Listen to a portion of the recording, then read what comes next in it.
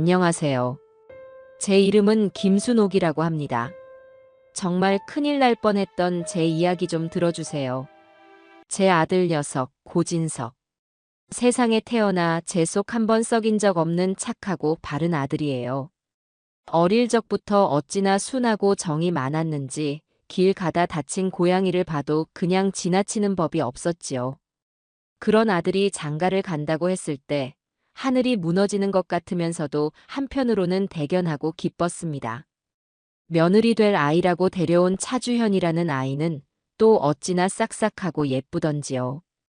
복덩이가 굴러들어왔구나. 우리 아들 이제 고생 끝이구나 싶었어요. 두 손을 꼭 잡고 제게 어머니, 저희 진석 씨랑 정말 행복하게 잘 살게요. 걱정 마세요.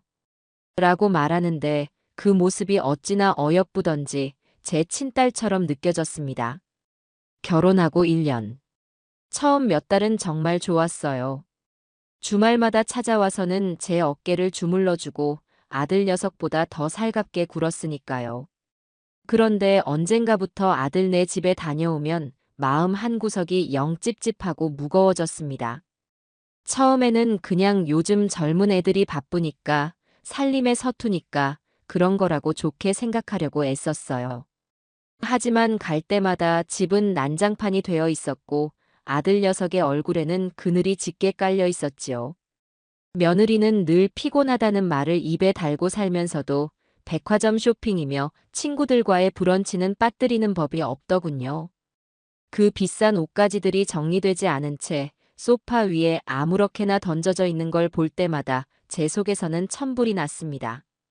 그래도 어쩌겠어요. 아들이 선택한 짝이고 제가 나서서 좋을 것 하나 없다는 생각에 꾹꾹 눌러 참아왔던 겁니다.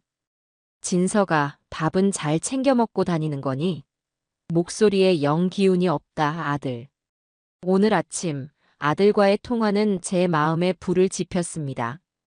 전화기 너머로 들려오는 아들의 목소리는 축 늘어져 있었고 연신 마른 기침을 해댔어요. 제가 주연이는 뭐래? 너 아픈데 옆에서 잘 챙겨줘야지. 하고 묻자 아들은 한숨을 푹 쉬며 말끝을 흐렸습니다. 주연이 바빠. 요즘 새로 시작한 일이 있어서 정신없나 봐. 괜찮아, 엄마. 그냥 좀 피곤해서 그래.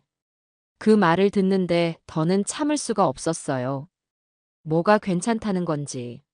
남편이 아파서 골골거리는데 뭐가 그렇게 바쁘다는 핑계를 댄단 말입니까? 당장이라도 달려가서 따끔하게 한마디 하고 싶었지만 그랬다가는 아들만 중간에서 힘들어질 게 뻔했지요. 그래서 저는 다른 방법을 택하기로 했습니다. 오늘 두 사람 다 출근했을 테니 몰래 가서 집이라도 좀 치워주고 아들이 좋아하는 갈비찜이라도 푹 재워놓고 와야겠다고 마음먹었어요. 집에서 버스를 타고 두 정거장. 아들네 아파트에 도착했습니다. 익숙하게 공동 현관 비밀번호를 누르고 엘리베이터에 올랐어요. 17층에 내려 아들 집 현관문 앞에 서서 잠시 망설였습니다. 그래도 말없이 들어가는 건 예의가 아닌 것 같아 며느리에게 전화를 걸었어요. 신호가 한참 가도 받지를 않더군요. 그래, 회의 중이거나 바쁜가 보지.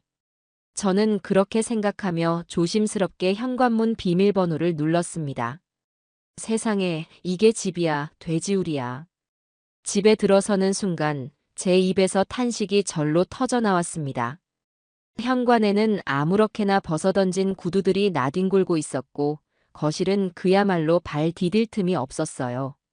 먹다 남은 배달 음식 상자들이 소파 테이블 위에 그대로 쌓여 있었고 소파에는 옷가지와 가방들이 산더미처럼 널브러져 있었습니다.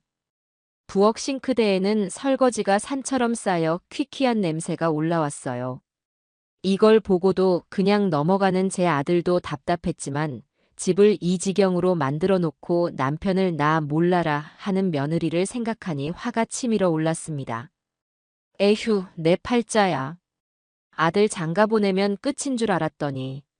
저는 한숨을 푹 내쉬며 팔을 걷어붙였습니다.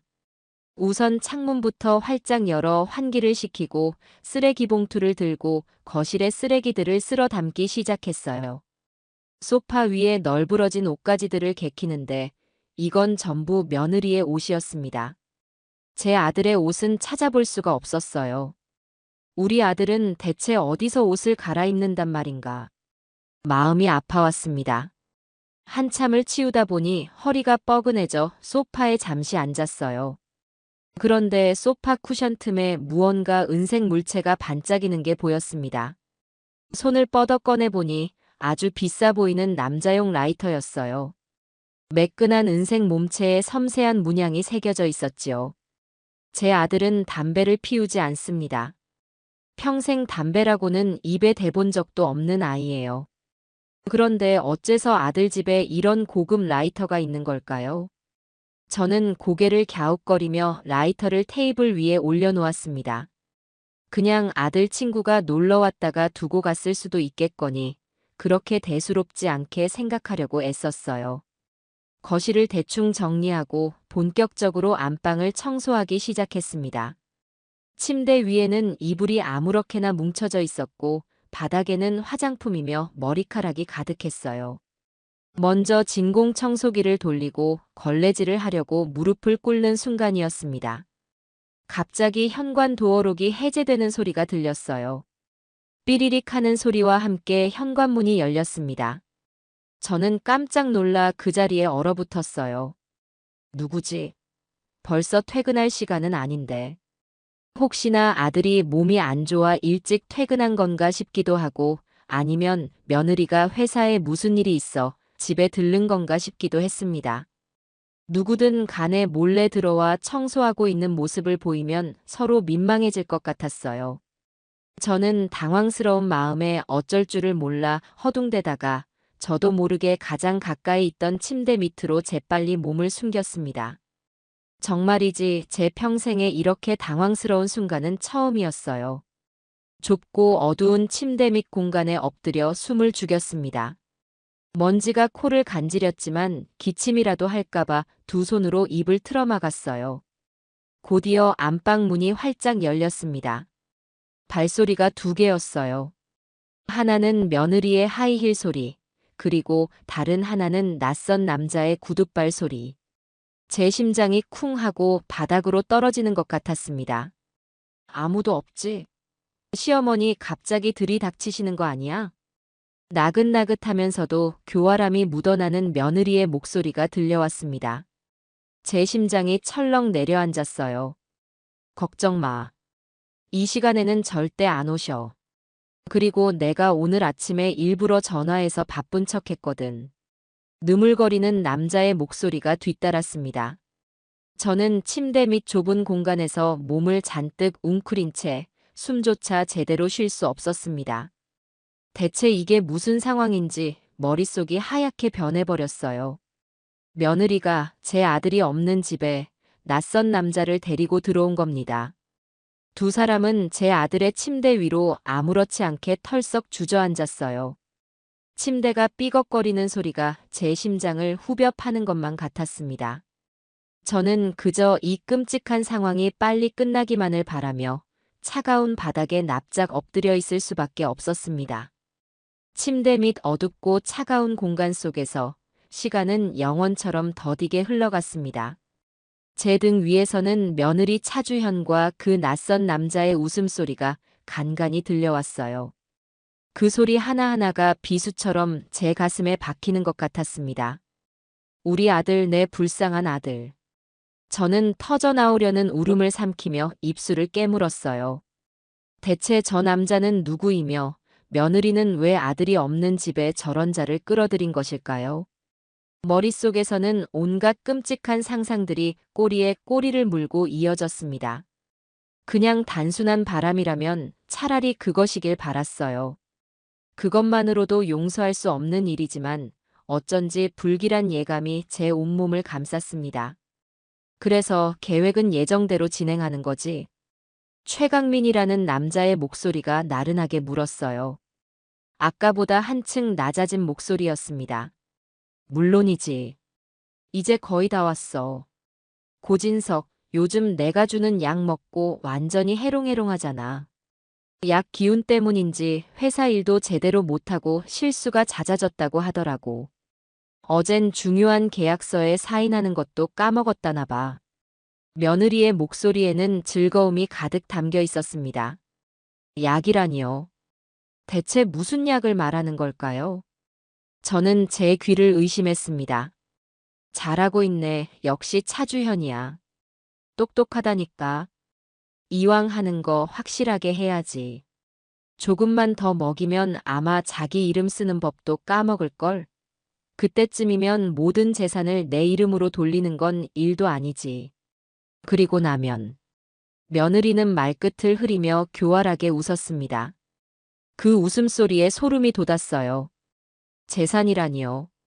처음부터 제 아들의 돈을 노리고 접근했다는 말처럼 들렸습니다. 재산만 받고 깔끔하게 이혼하면 좋겠지만 고진석 성격에 순순히 물러날 것 같지도 않고 뒤탈 없이 끝내려면 역시 그 방법밖에 없어. 최강민이 나직하게 말했습니다. 그 방법이라는 말에 제 심장이 쿵 내려앉는 것 같았어요. 제발 제가 생각하는 그것만은 아니기를 빌고 또 빌었습니다. 알아. 그래서 말인데 오빠가 받았다는 그 등산 코스 정말 확실한 곳 맞아? CCTV도 없고 사람도 잘 안 다니는 곳이어야 해. 당연하지. 내가 누군데. 거기 절벽이 아주 예술이야. 주말에 등산 가서 상쾌한 공기 마시자고 꼬드겨서 데리고 나와. 그럼 내가 등산객인 척 뒤따라가서 살짝만 밀어주면 게임 끝이지. 실족사. 얼마나 깔끔해. 저는 그 말을 듣는 순간 숨을 헛들이켰습니다. 입을 틀어막지 않았다면 비명이 터져나왔을지도 몰라요. 실족사라니요. 저것들이 지금 제 아들을, 하나뿐인 제 아들을 해치려는 모의를 하고 있는 겁니다. 그것도 사고로 위장해서요. 머릿속이 새하얗게 변하고 온몸의 피가 차갑게 식는 것 같았습니다. 이것은 단순한 불륜이나 재산을 노린 사기가 아니었어요. 제 아들의 목숨을 노린 끔찍한 계획이었습니다. 보험금은 어때? 내가 시킨 대로 수익자 변경이랑 추가 가입은 다 해뒀고. 최강민이 물었습니다. 물론이지. 고진석 앞으로 들어놓은 생명보험만 몇 개인데. 전부 합치면 액수가 어마어마할걸. 그거 받으면 우리 둘이 평생 발 뻗고 먹고 살 수 있어. 오빠랑 나랑 아무도 모르는 곳으로 가서 우리만의 파라다이스를 만드는 거야. 며느리의 목소리는 꿈의 부푼 소녀처럼 들떠 있었습니다. 저는 침대 밑에서 부들부들 떨리는 몸을 주체할 수가 없었어요. 저 악마 같은 것들. 사람의 목숨을 가지고 장난을 치다니요. 그것도 매일 얼굴을 마주하고 한 이불을 덮고 자는 남편을 상대로요. 분노와 공포가 뒤섞여 머리가 터져버릴 것 같았습니다. 그때 제 주머니 속에서 차갑게 식어있던 스마트폰의 존재가 번뜩 떠올랐습니다. 증거 그래, 증거를 남겨야 해. 저는 떨리는 손을 조심스럽게 주머니 안으로 밀어 넣었습니다. 손끝이 어찌나 떨리던지 스마트폰을 제대로 쥘 수조차 없었어요. 이러다 소리라도 내면 어쩌나, 화면에 불빛이라도 새어나가면 어쩌나 심장이 조마조마했습니다. 저는 최대한 몸을 움직이지 않고 더듬더듬 손가락을 움직여 화면 잠금을 풀었어요. 그리고 평소 아들이 가르쳐 주었던 녹음 앱 아이콘을 찾아 필사적으로 눌렀습니다. 화면에 붉은 녹음 버튼이 켜지는 것을 확인하는 순간 저는 안도의 한숨과 함께 식은땀을 줄줄 흘렸습니다. 이번 주말이 좋겠어. 진석이한테 등산 가자고 슬쩍 떠보니까 좋다고 하더라고. 마침 날씨도 좋다잖아. 좋아.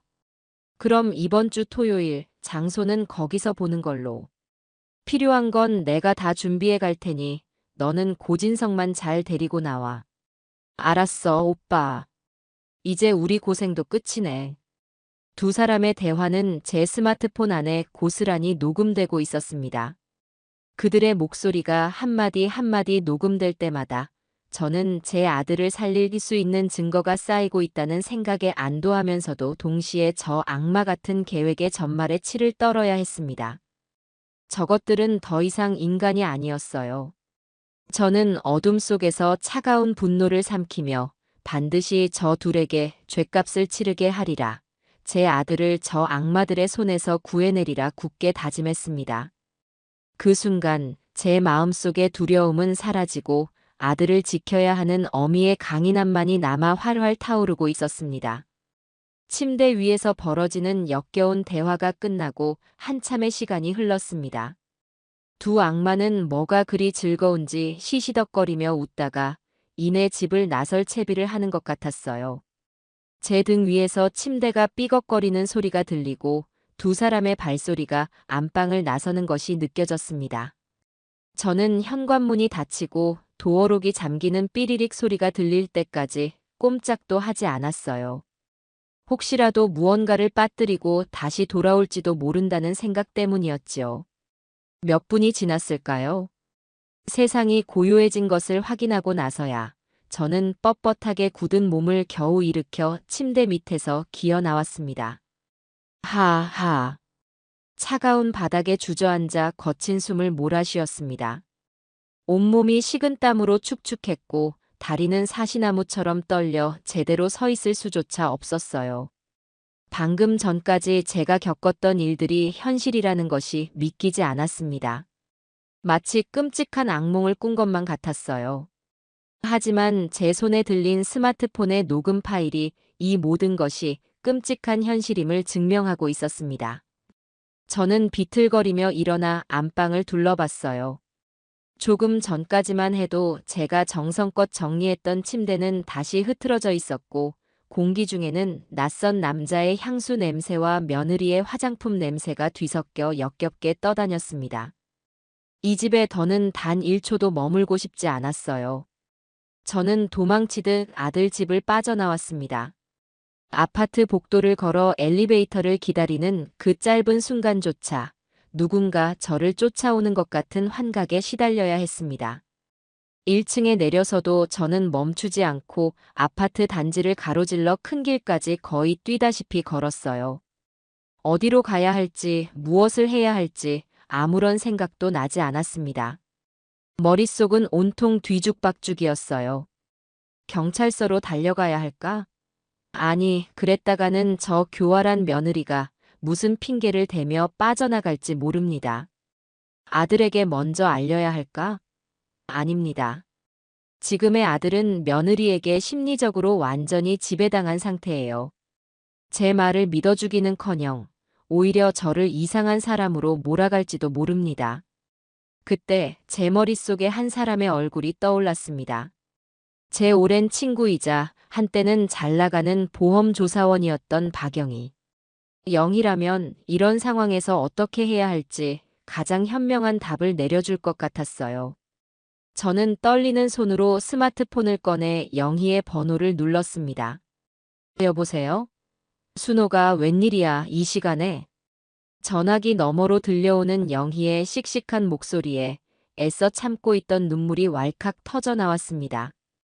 영희야, 나 좀 만나줘. 아주 큰일이 났어.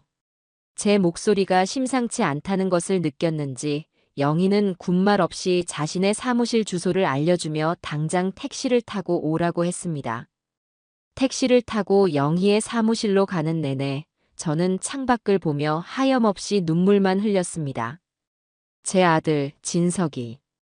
그 착하고 순한 녀석이 어쩌다 저런 악마 같은 여자를 만나 이 험한 꼴을 당하게 되었을까요?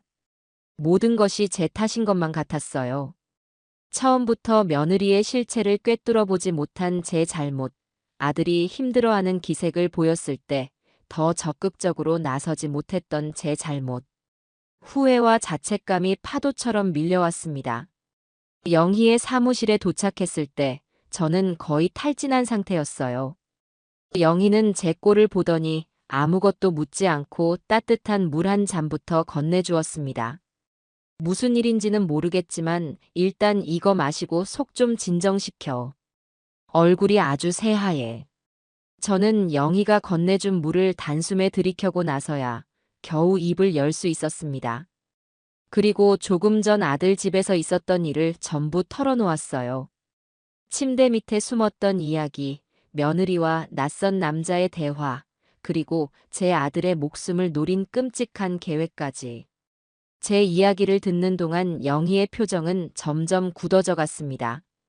이게 그 대화 내용이야. 저는 떨리는 손으로 스마트폰을 건네 녹음 파일을 재생했습니다. 사무실 안에는 며느리와 최강민의 목소리가 섬뜩하게 울려 퍼졌어요. 녹음이 끝나자 영희는 한동안 아무 말도 하지 않았습니다. 그저 굳은 얼굴로 책상을 내려다볼 뿐이었죠. 한참의 침묵 끝에 영희가 입을 열었습니다. 순호가, 이건 정말 보통 일이 아니야.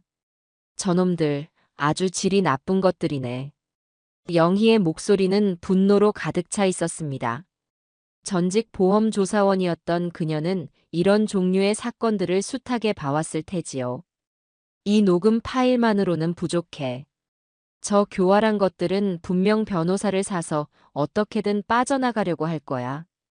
음성이 변조되었다거나 악의적인 편집이라거나 무슨 핑계를 대서라도 말이지. 저것들을 완벽하게 옭아매려면 더 확실한 물증이 필요해. 영희의 말은 냉정했지만 현실적이었습니다. 저는 고개를 끄덕였어요. 바로 그때 제 스마트폰이 요란하게 울리기 시작했습니다. 화면에 뜬 이름은 예쁜 며느리였어요. 그 글자를 보는 순간 심장이 다시 철렁 내려앉았습니다. 받아, 순호가. 그리고 아무것도 모르는 척해. 지금 너는 아무것도 의심하면 안 되는 사람이야. 영희가 제 어깨를 단단히 붙잡으며 말했어요. 저는 크게 심호흡을 하고 나서 떨리는 손가락으로 통화 버튼을 눌렀습니다.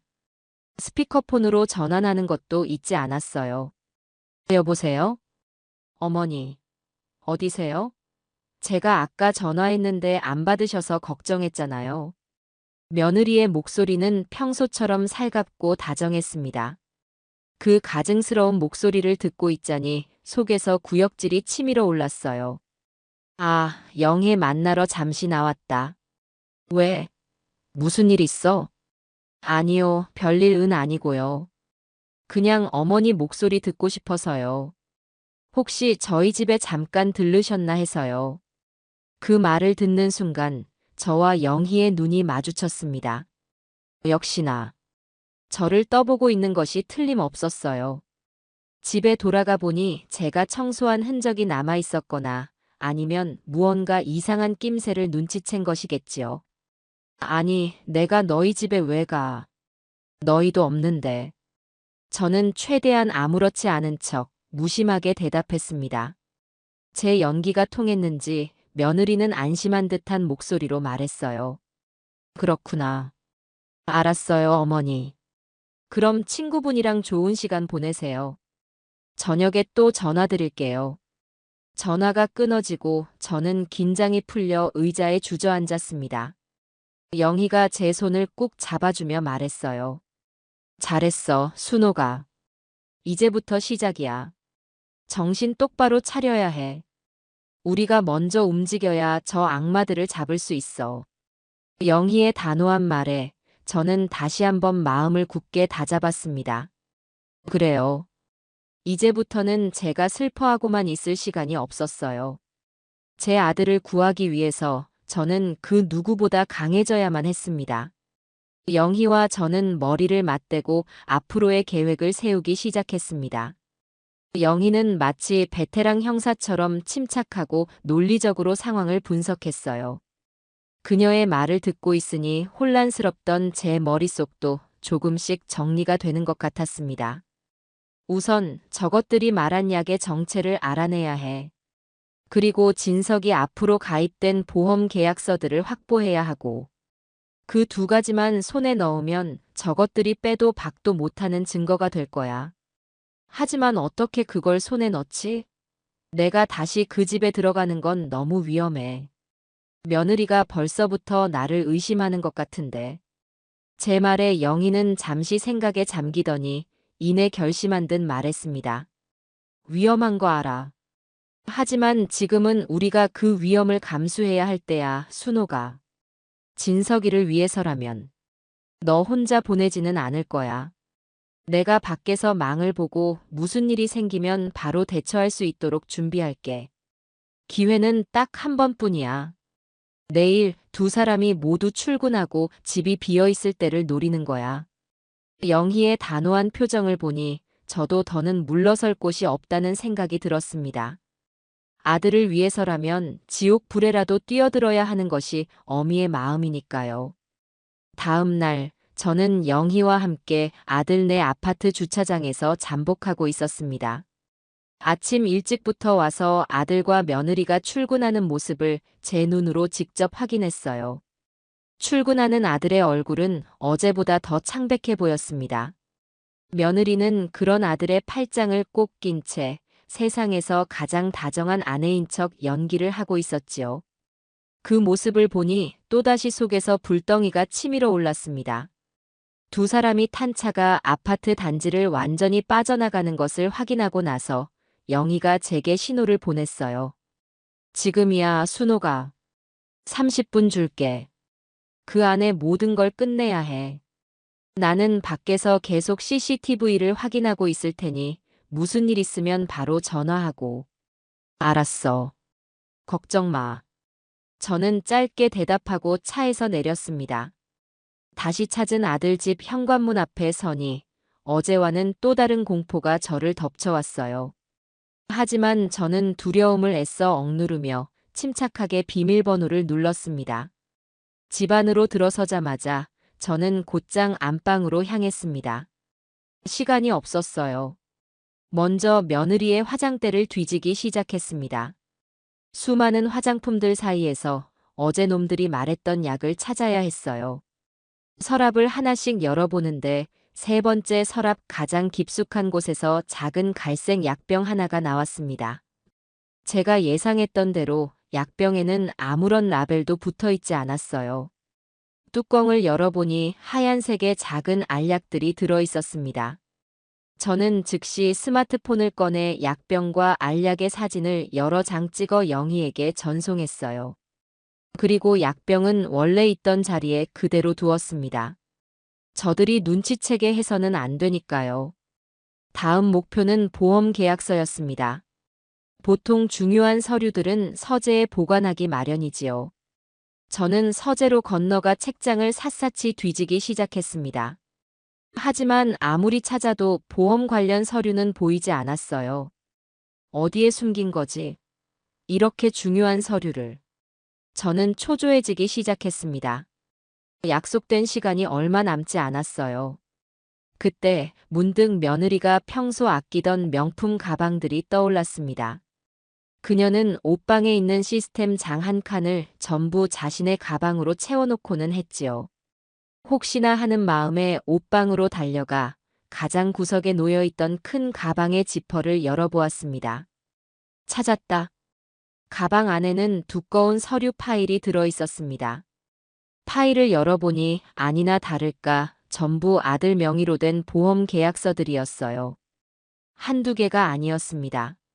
사망 시 수억 원의 보험금이 지급되는 상품들로만 교묘하게 골라서 가입해 놓았더군요. 그리고 모든 계약서의 수익자 란에는 차주현이라는 이름이 선명하게 적혀 있었습니다. 저는 분노로 떨리는 손을 애써 진정시키며 계약서의 첫 장부터 마지막 장까지 빠짐없이 사진으로 찍었습니다. 모든 증거를 확보하고 가방을 원래대로 정리해 놓았을 때 영희에게서 전화가 걸려왔습니다. 순호가 이제 그만 나와야 해. 시간이 다 됐어. 저는 서둘러 집을 빠져나와 아파트를 벗어났습니다. 영희의 차에 올라타자마자 긴장이 풀리면서 온몸에 힘이 쭉 빠졌어요. 고생했어, 순호가. 정말 대단해. 영희가 제 등을 토닥여 주었습니다. 저는 아무 말 없이 창밖만 바라봤어요. 이제 증거는 충분히 모였습니다. 남은 것은 저 악마들이 스스로 파놓은 함정에 빠지도록 만드는 것뿐이었어요. 저는 차갑게 식은 분노를 곱씹으며 결전의 날을 준비하기 시작했습니다. 며칠이라는 시간이 지옥처럼 흘러갔습니다. 영희가 보내준 약물 분석 결과는 제 예상을 한치도 벗어나지 않았어요. 아니, 오히려 더 끔찍했습니다. 며느리가 아들에게 먹인 약은 시중에서 구할 수 있는 단순한 수면제나 안정제가 아니었어요. 전문적인 지식이 없으면 다루기 힘든 사람의 인지 능력을 서서히 저하시키는 성분이 포함된 약물이었습니다. 장기간 복용하면 기억력 감퇴는 물론이고 판단력이 흐려져 타인의 말에 쉽게 좌우되는 소위 말하는 바보로 만들어버릴 수도 있다는 영희의 설명에 저는 아찔해 정신을 잃을 뻔했습니다. 이건 사람이 할 짓이 아니야, 순호가. 영희는 분노를 감추지 못하고 주먹으로 책상을 내리쳤습니다. 제 아들은 자신도 모르는 사이에 독이 든 물을 매일같이 받아 마시고 있었던 겁니다. 어쩐지 요즘 들어 아들의 눈빛이 늘 풀려 있고 말 한마디를 해도 예전처럼 또렷하지 않았던 이유가 바로 이것 때문이었어요. 그 악마 같은 며느리는 제 아들의 영혼을 조금씩 갉아먹고 있었던 겁니다. 분노가 머리끝까지 치밀어 올랐지만 저는 이를 악물고 참았습니다. 지금 감정에 휘둘렸다가는 모든 것을 망칠 수 있었어요. 저는 아들이 걱정되어 견딜 수가 없었습니다. 직접 제 눈으로 아들의 상태를 확인해야만 했어요. 마침 아들 생일이 얼마 남지 않았다는 것이 생각났습니다. 저는 아들이 가장 좋아하는 소갈비찜과 잡채, 미역국을 정성껏 만들어 아들 집으로 향했습니다. 미리 며느리에게 전화를 걸어 저녁에 반찬 좀 가져다 주겠다고 말해두었지요. 며느리는 뭐가 그리 좋은지 목소리 톤을 한껏 높여 어머니, 최고. 저희 저녁 뭐 먹을지 고민하고 있었는데. 라며 호들갑을 떨었습니다. 그 가증스러운 목소리를 듣고 있자니 전화기를 던져버리고 싶은 충동을 겨우 참아냈어요. 저녁 시간에 맞춰 아들 집에 도착하니 며느리는 이미 퇴근해 저를 기다리고 있었습니다. 어머니, 어서 오세요. 와, 이게 다 뭐예요? 냄새가 장난 아니에요. 그녀는 제 손에 들린 보따리들을 받아들며 환하게 웃었습니다. 그 웃음 뒤에 숨겨진 칼날을 생각하니 등골이 오싹했지요. 잠시 후 아들이 퇴근하고 돌아왔습니다. 현관문을 열고 들어서는 아들의 모습에 저는 가슴이 철렁 내려앉았어요. 불과 며칠 사이에 얼굴이 반쪽이 되어 있었습니다. 어깨는 축 늘어져 있었고 걸음걸이조차 힘이 없어 보였어요. 진서가 왔어? 얼굴이 왜 이렇게 안 좋아? 어디 아픈 거야? 제가 걱정스럽게 묻자 아들은 힘없이 웃으며 제 앞에 섰습니다. 아니야, 엄마. 그냥 좀 피곤해서 그래. 회사에 일이 많아서. 아들의 눈은 초점이 흐렸고 말투는 어눌했습니다. 예전에 총기 넘치던 제 아들의 모습은 온데간데 없었어요. 약 기운이 벌써 이렇게까지 아들을 망가뜨려 놓은 겁니다. 우리는 식탁에 마주 앉아 제가 해온 음식으로 저녁을 먹기 시작했습니다. 저는 아들이 밥이라도 많이 먹었으면 하는 마음에 계속해서 갈비찜을 아들의 밥그릇 위에 올려주었어요. 많이 먹어, 아들. 그래야 기운 차리지. 일도 좋지만 건강이 우선이야. 아들은 오랜만에 먹는 집밥이 맛있다며 꾸역꾸역 밥을 넘겼지만 먹는 속도는 현저히 느렸습니다. 숟가락질조차 힘겨워 보였어요. 그 모습을 지켜보는 제 마음은 갈기갈기 찢어지는 것 같았습니다. 그때 며느리가 냉장고에서 물병을 하나 꺼내 아들의 컵에 따라주며 말했어요. 여보, 물 좀 마시면서 천천히 먹어. 이건 당신 건강에 좋은 비타민 넣은 물이야. 내가 매일 챙겨주잖아. 그 말이 제 귀에 천둥 소리처럼 박혔습니다. 비타민 넣은 물이 아니라 독약이겠지요. 저도 모르게 며느리를 날카롭게 쏘아보았지만 그녀는 아무것도 모른다는 순진한 얼굴로 아들을 바라보고 있었습니다. 아들은 아내가 따라주는 물을 아무런 의심 없이 받아 마셨습니다. 그리고는 며느리를 향해 고맙다는 듯 희미하게 웃어 보였어요. 참, 여보. 오늘 KYY 파트너스에서 연락 왔었어. 저번에 우리가 검토했던 투자건 긍정적으로 생각하고 있나 봐. 내일 미팅 때 최종 결정하자고 하더라고. 식사를 하던 며느리가 문득 생각났다는 듯 말했습니다. 그 말을 듣는 아들의 표정이 순간 멍해졌어요. KYY 파트너스? 아, 그 신재생 에너지 관련 회사 말하는 거지. 근데 그거는 우리가 좀 더 신중하게 검토해 보기로 하지 않았어? 리스크가 너무 큰 것 같다고. 아유, 당신은 아직도 그런 소리 해? 내가 다 알아봤는데 엄청 유망한 곳이야. 당신이 요즘 정신이 없어서 판단이 잘 안 서는 거야. 이런 건 내가 옆에서 딱 부러지게 결정해 줘야지. 당신은 그냥 내가 하자는 대로만 하면 돼. 알았지? 며느리는 아들의 말을 가볍게 묵살하며 마치 어린아이를 타이르듯 말했습니다. 그 모습은 더 이상 부부간의 대화가 아니었어요. 그것은 교묘한 심리적 지배, 즉 가스라이팅 그 자체였습니다. 아들은 며느리의 단호한 말에 더는 아무런 반박도 하지 못하고 그저 힘없이 고개를 끄덕였습니다. 그리고는 알았어, 당신이 그렇게 생각한다면 그렇게 진행해. 라고 중얼거렸어요. 회사의 중요한 투자 결정을 아내의 말 한마디에 그대로 맡겨버리는 겁니다. 저는 눈앞에서 벌어지는 이 기가 막힌 상황을 보며 숟가락을 든 손을 부들부들 떨어야 했습니다. 제 아들은 이미 며느리가 쳐놓은 거미줄에 단단히 얽혀 스스로는 아무것도 할 수 없는 상태가 되어버린 것이었어요. 식사가 끝나고 저는 설거지를 핑계로 부엌으로 향했습니다. 아들은 소파에 앉아 멍하니 텔레비전을 보고 있었고 며느리는 그런 아들의 곁에 앉아 태블릿 PC로 무언가를 열심히 보고 있었어요. 지금이 기회였습니다. 저는 식탁 위에 놓여있던 며느리가 비타민 물이라고 말했던 바로 그 물병을 주시했습니다. 저것을 손에 넣어야만 했어요. 저 안에 든 성분을 분석해야만 저 악마의 범행을 입증할 또 하나의 결정적인 증거를 확보할 수 있었습니다. 제 심장이 미친 듯이 뛰기 시작했어요. 저는 최대한 자연스럽게 행동하기 위해 일부러 그릇들을 소리나게 씻으며 며느리의 눈치를 살폈습니다. 다행히 그녀는 태블릿 PC에 완전히 집중한 상태였어요. 저는 마른 행주로 손을 닦는 척하며 식탁으로 다가갔습니다. 그리고는 물병을 집어들며 최대한 명랑한 목소리로 말했어요. 어머, 주현아. 이 물병 오래 썼나 보다. 안에 물때가 많이 꼈네. 엄마가 이거 가져가서 깨끗하게 소독해서 줄게. 이런 건 자주 소독해줘야 건강에 좋아. 제 말에 며느리가 태블릿 PC에서 눈을 떼고 저를 쳐다봤습니다. 저는 그 순간 숨을 멈췄어요.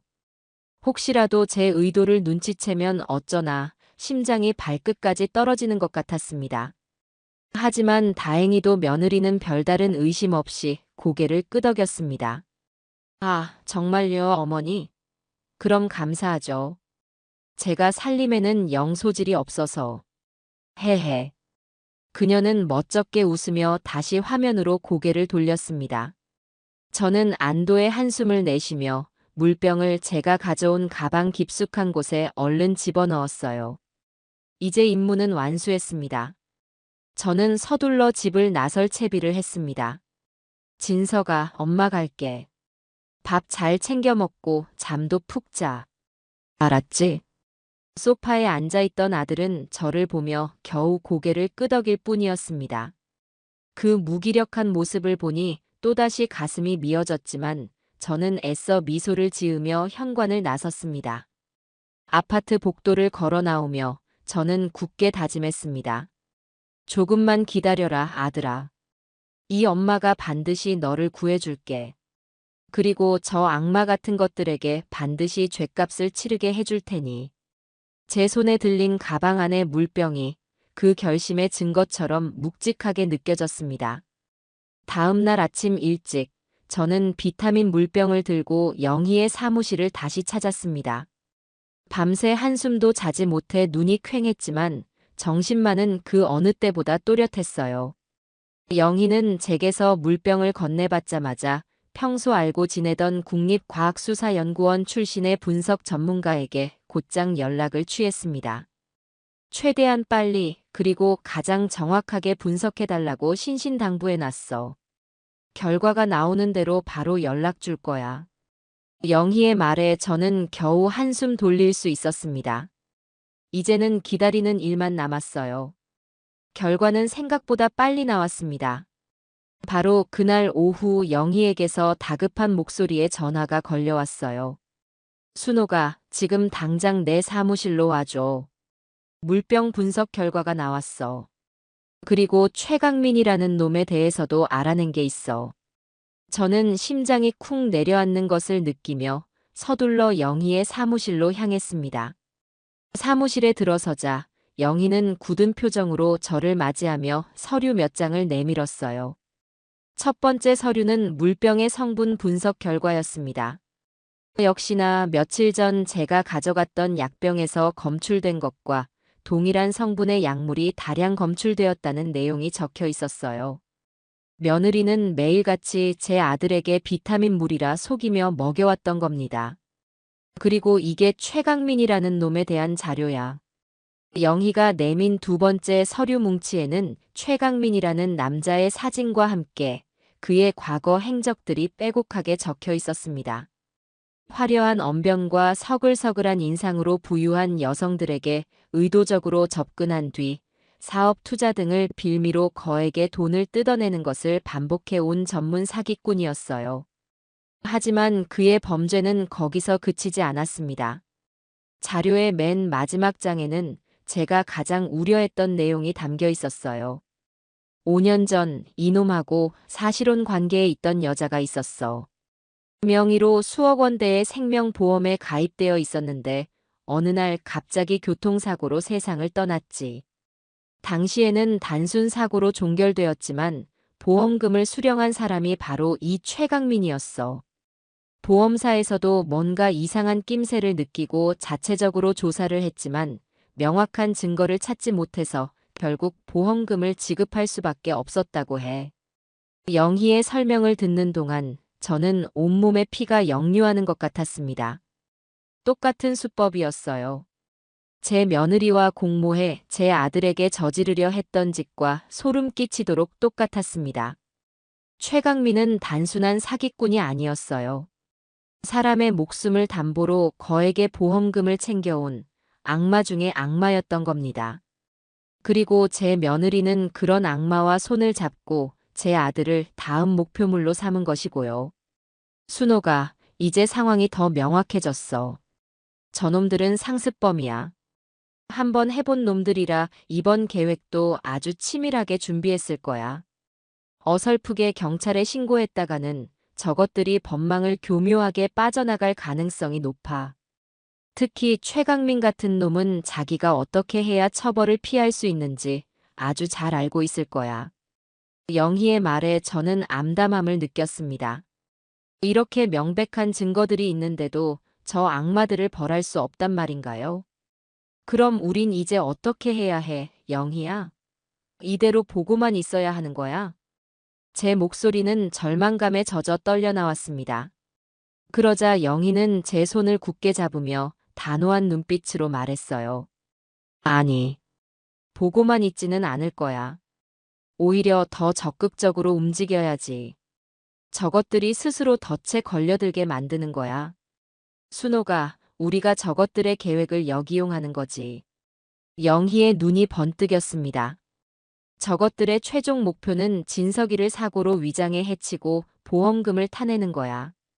그렇다면 우리는 저것들이 그 범행을 실행하는 바로 그 순간을 덮치는 거야. 현행범으로 체포되게 만드는 거지. 그렇게 되면 저 교활한 놈들도 더는 발뺌할 수 없을 거야. 어떤 변호사가 와도 소용없을걸. 영희의 계획은 대담했지만 동시에 가장 확실한 방법이라는 생각이 들었습니다. 저 악마들에게 자신들의 죄를 명명백백하게 깨닫게 해주려면 범행의 현장에서 그들의 손에 수갑이 채워지게 만들어야 했어요. 저는 비장한 각오로 고개를 끄덕였습니다. 좋아. 그렇게 하자. 더 이상은 망설이지 않을래. 내 아들을 위해서라면 내가 악마라도 잡는 사냥꾼이 되어야지. 그날 이후 저와 영희는 본격적으로 덫을 놓기 위한 준비에 들어갔습니다. 이것은 더 이상 단순한 증거 수집이 아니었어요. 제 아들의 목숨을 구하고 저 두 악마를 심판대에 세우기 위한 치밀한 전쟁의 시작이었습니다. 전쟁의 첫 단계는 적의 동태를 훤히 꿰뚫어 보는 것이었습니다. 아들의 안전을 실시간으로 확인하고 동시에 저 악마들의 움직임을 감시하기 위해 저는 영희의 도움을 받아 초소형 위치 추적기를 구했습니다. 손톱만 한 크기의 이 작은 기계가 이제 제 아들을 지키는 보이지 않는 눈이 되어줄 것이었어요. 문제는 이것을 어떻게 며느리 몰래 아들의 소지품에 부착하느냐였습니다. 고민 끝에 저는 한 가지 묘안을 떠올렸습니다. 며칠 뒤 저는 백화점에 들러 아들이 평소 좋아하던 브랜드의 고급 서류 가방을 하나 샀습니다. 그리고는 아들네 집으로 찾아가 마치 깜짝 선물인 것처럼 아들에게 가방을 건넸어요. 진서가 엄마가 주는 선물이야. 요즘 회사 일로 고생하는데 좋은 가방 들고 다니면서 기운 내라고. 아들은 예상치 못한 선물에 어리둥절하면서도 기뻐하는 눈치였습니다. 며느리 역시 옆에서 어머니. 센스가 정말 대단하세요. 너무 예쁘다 여보. 라며 추임새를 넣었지요. 저는 그 틈을 놓치지 않고 며느리가 잠시 주방으로 간 사이에 재빨리 가방의 가장 안쪽 주머니에 위치 추적기를 단단히 부착했습니다. 아들의 차에도 똑같은 장치를 하나 더 숨겨두어야 했어요. 저는 주차장으로 내려가자는 핑계를 대며 새 가방이 아들이 타는 차의 분위기와 잘 어울리는지 보자고 부추겼습니다. 아들은 아무 의심 없이 저를 따라 나섰고 저는 아들이 한눈을 파는 사이 운전석 및 가장 눈에 띄지 않는 곳에 두 번째 위치 추적기를 성공적으로 설치했습니다. 집으로 돌아온 저는 곧장 스마트폰에 관련 앱을 설치했습니다. 화면에는 두 개의 붉은 점이 선명하게 표시되었어요. 하나는 아들 집의 위치를, 다른 하나는 아들 회사의 위치를 가리키고 있었습니다. 이제 저는 24시간 내내 제 아들의 동선을 손바닥 보듯 들여다볼 수 있게 된 겁니다. 마음이 조금은 놓였지만 동시에 화면 속의 붉은 점을 볼 때마다 아들이 언제 위험에 처할지 모른다는 불안감에 심장이 조여왔습니다. 이제 미끼를 던질 차례였습니다. 저는 일부러 며느리에게 전화를 걸어 점심이나 같이 하자며 밖에서 만나자고 제안했습니다. 며느리는 흔쾌히 약속을 잡았어요. 우리는 백화점 근처의 고급 레스토랑에서 만났습니다. 음식이 나오고 가벼운 안부 인사가 오간 뒤 저는 준비했던 이야기를 꺼냈습니다. 주연아, 다름이 아니라 요즘 내가 진석이를 보니까 아무래도 건강이 너무 안 좋은 것 같아서 말이야. 안색도 안 좋고 자꾸 멍하니 있는 것 같고. 그래서 내가 잘 아는 종합병원에 예약을 좀 해놨다. 다음 주 중에 시간 한번 내서 머리부터 발끝까지 정밀 검사를 한번 받아보게 하려고. 제 말을 듣는 순간 우아하게 파스타를 먹던 며느리의 손이 순간 멈칫하는 것을 저는 놓치지 않았습니다. 그녀의 눈동자가 아주 미세하게 흔들렸어요. 하지만 그녀는 금세 표정을 수습하고 세상에서 가장 걱정스러운 아내의 얼굴로 저를 바라보며 말했습니다. 어머니 정말요? 그렇게까지 하실 필요는 없는데. 진석 씨 그냥 요즘 피곤해서 그런 거예요. 제가 옆에서 잘 챙기고 있으니 너무 걱정 마세요. 아니다. 내가 부모인데 어떻게 걱정이 안 되겠니? 병원 예약은 이미 다 해놨으니까 너는 진석이 설득해서 꼭 병원에 데려가도록 해라. 이건 양보 못한다. 저는 단호하게 못을 박았습니다. 제 확고한 태도에 며느리는 더는 아무 말도 하지 못하고 억지 미소를 지으며 알겠다고 대답했어요. 하지만 저는 똑똑히 보았습니다. 그녀의 미소 뒤에 감춰진 당혹감과 초조함을요. 제 미끼를 저 악마가 확실하게 물었다는 확신이 들었습니다. 역시나 제 예상은 틀리지 않았습니다. 그날 저녁부터 아들의 위치를 나타내는 붉은 점이 이상한 움직임을 보이기 시작했습니다. 퇴근 후 곧장 집으로 오던 평소와는 달리 아들의 차는 시내 외곽의 한적한 도로를 몇 번이나 맴돌았어요.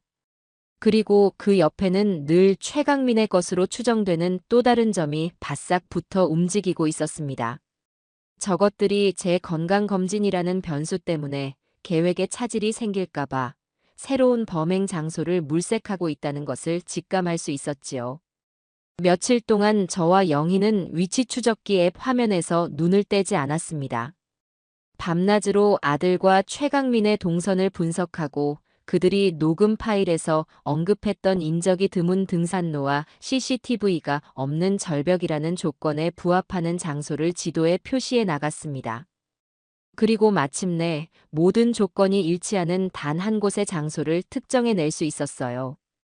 도심에서 차로 1시간 정도 떨어진 주말 등산객들 사이에서도 아는 사람만 안다는 외진 산의 한 등산 코스였습니다. 여기야. 틀림없어. 영희는 지도의 한 지점을 손가락으로 가리키며 확신에 찬 목소리로 말했습니다. 그곳은 며칠 동안 아들과 최강민의 차가 가장 빈번하게 맴돌았던 곳이기도 했습니다. 이제 모든 준비는 끝났습니다. 범행 날짜는 녹음 파일에서 그들이 언급했던 날씨 좋은 이번 주 토요일이 될 것이고 장소는 바로 이 외딴 산이 될 겁니다. 저는 그동안 모아온 모든 증거 자료들을 USB에 담아 영희에게 건넸습니다. 영희는 그것을 평소 알고 지내던 경찰청의 믿을 만한 형사에게 익명의 제보 형식으로 전달하기로 했어요. 단, 우리가 신호를 주기 전까지는 절대 섣불리 움직이지 말고 현장 주변에서 잠복만 해달라고 확실하게 약속을 받아낼 거야. 영희의 비장한 말에 저는 고개를 끄덕였습니다. 이제 주사위는 던져졌습니다. 남은 것은 저 악마들이 스스로 파놓은 무덤으로 걸어 들어오기만을 기다리는 것뿐이었어요. 저는 창밖의 어두운 하늘을 바라보며 다가올 결전의 날을 조용히 기다렸습니다.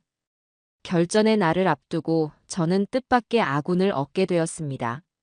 아들 회사 근처의 은행에 볼 일이 있어 갔다가 로비에서 우연히 아들의 오랜 친구인 영훈 군을 마주친 겁니다.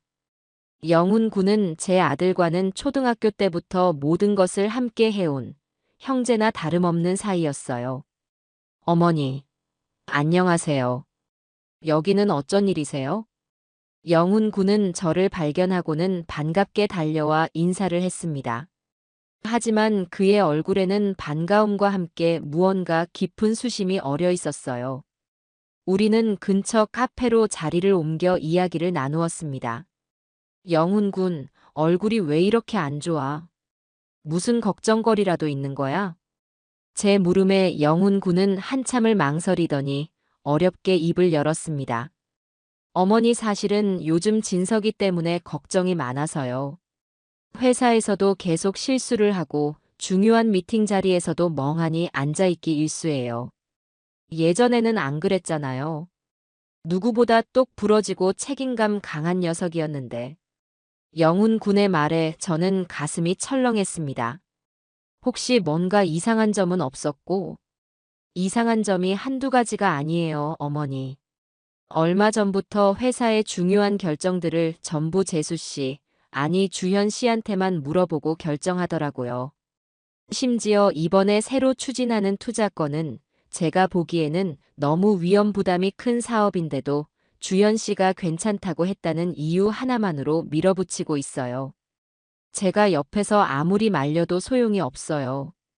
꼭 누구한테 조종당하는 사람 같아요. 영훈 군의 이야기는 제가 이미 알고 있던 사실들을 다시 한번 확인시켜 주었습니다. 저는 더 이상 망설일 필요가 없다고 판단했어요. 영훈 군이라면 제 아들을 구하는 일에 기꺼이 힘을 보태줄 것이라고 믿었습니다. 저는 그에게 그동안 있었던 모든 일을 털어놓았습니다. 며느리의 불륜, 아들에게 먹인 약, 그리고 그들의 끔찍한 계획까지. 제 이야기를 듣는 영훈 군의 얼굴은 점차 하얗게 질려갔습니다. 세상에 그럴 리가요. 주현 씨가 진석이한테 어떻게 그런 짓을. 그는 충격의 말을 잇지 못하고 한동안 멍하니 허공만 바라봤습니다. 잠시 후 정신을 차린 그는 분노에 찬 목소리로 말했어요. 어머니, 진석이가 추진한다는 그 투자건, 제가 서류를 한번 확인해 보겠습니다. 뭔가 있을 것 같아요. 다음 날 영훈 군에게서 다급한 연락이 왔습니다. 그가 보내온 서류 파일을 열어본 저는 경악을 금치 못했어요. 아들이 투자를 결정한 유령 회사의 대표이사는 바로 최강민이었습니다. 며느리와 최강민은 보험금뿐만 아니라 제 아들의 회사 자금까지 통째로 빼돌릴 계획을 세우고 있었던 겁니다. 그 규모는 제가 상상했던 것 이상으로 어마어마했어요.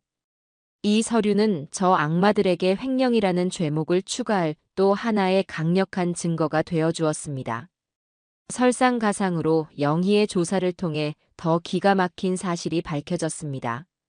영희는 과거 최강민의 보험 사기 사건을 파헤치던 중 당시 피해를 입었던 여성의 여동생과 어렵게 연락이 닿았다고 했어요. 저는 영희를 통해 그분과 직접 통화를 할 수 있었습니다. 전화기 너머로 들려오는 그녀의 목소리는 슬픔과 분노로 가득 차 있었어요. 그 악마 최강민 아직도 저러고 돌아다니는군요. 제 언니는 그놈 때문에 평생 모은 재산을 다 잃고 결국 억울하게 목숨까지 잃었어요. 그때는 증거가 부족해서 그놈을 처벌하지 못했지만 이번에는 절대 놓쳐서는 안 돼요. 제가 도울 수 있는 일은 뭐든지 돕겠습니다. 제 언니의 억울함이라도 풀어야지요. 그녀는 당시 최강민이 언니에게 보냈던 협박성 문자 메시지와 두 사람의 관계를 증명할 수 있는 사진들을 모두 가지고 있다고 했습니다.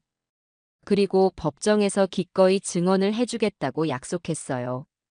또 다른 피해자의 생생한 증언은 최강민이라는 악마의 실체를 세상에 알리고 그에게 더 무거운 죗값을 치르게 할 결정적인 무기가 될 것이었습니다. 이제 모든 아군과 무기가 준비되었습니다. 아들의 친구 영훈 군이 확보한 회계 자료, 그리고 또 다른 피해자의 용기 있는 증언까지. 저 악마들을 둘러싼 포위망은 점점 더 좁혀지고 있었어요. 저는 다가올 토요일, 그들을 심판대에 세울 마지막 결전의 순간만을 기다렸습니다. 제 평생에 이렇게까지 누군가를 증오하고 그들의 불행을 간절히 바란 적은 없었습니다. 하지만 이것은 단순한 복수가 아니었어요.